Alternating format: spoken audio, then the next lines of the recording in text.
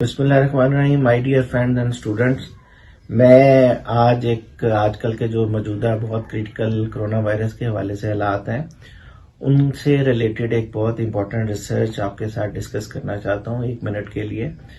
اور وہ ریسرچ یہ ہے کہ میں قرآن پاک کی پچھلے دنوں تلاوت کر رہا تھا اور مختلف علماء کرام کے میں بیانات سن رہا تھا، تو اس میں ایک بات آئی کہ جو قرآن پاک کی سورت 9ویں سپارے کے اندر قرآن پاک کی سورت انفال ہے، جس کی 33ویں آیت میں اللہ تعالیٰ نے فرمایا، یہ قرآن پاک کی سورت ہے اور اس میں اللہ تعالیٰ نے فرمایا ہے کہ وَمَا كَانَ اللَّهُ لِيُعَذِّبَهُمْ وَأَنْتُمْ فِيهِمْ وَمَا كَانَ اللَّهُ مُعَذِّبَهُمْ وَهُمْ يَسْتَغْفِرُونَ. اس کا ترجمہ اور مفہوم یہ ہے کہ اللہ تعالیٰ فرماتے ہیں کہ میں 2 وجوہاتوں کی وجہ سے کسی بھی قوم پہ یا امت پہ یا بنی نوع انسانیت کے اوپر عذاب نہیں نازل کروں گا.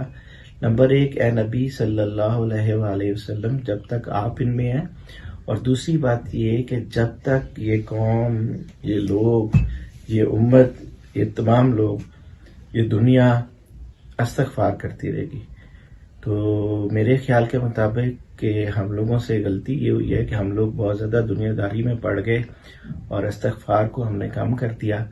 تو میرا خیال ہے کہ ہم لوگوں کو استغفار زیادہ کرنا چاہیے، اللہ تعالیٰ سے معافی مانگنی چاہیے، استغفر اللہ ربی واتوب علیہ کا ورد زیادہ سے زیادہ اور صلی اللہ علیہ وآلہ وسلم پڑھنا چاہیے. اور انشاءاللہ تعالیٰ آپ دیکھیں گے کہ اللہ تعالیٰ بڑا غفور و رحیم ہے. اللہ تعالیٰ جو ہے وہ کن فیکون کی طاقت رکھتا ہے. سورۃ یاسین میں اللہ تعالیٰ نے یہی فرمایا ہے، اور اس کے ساتھ ساتھ اللہ تعالیٰ ان اللہ علی کل شیء قدیر ہے. اللہ تعالیٰ ہر قسم کی بیماریوں کو 1 منٹ میں ختم کر سکتا ہے.